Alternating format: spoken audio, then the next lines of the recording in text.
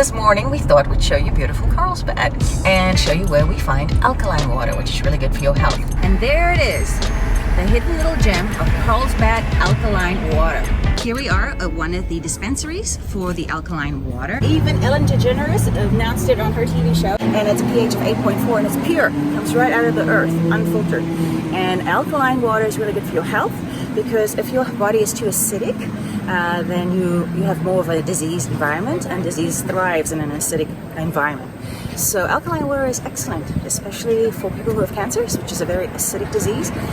Alkaline water is very, very beneficial to drink. And you can buy one of the alkaline bottles right here. You see it says Carlsbad alkaline water, and it's one of those plastics that don't leach, so there's no toxins going into the water.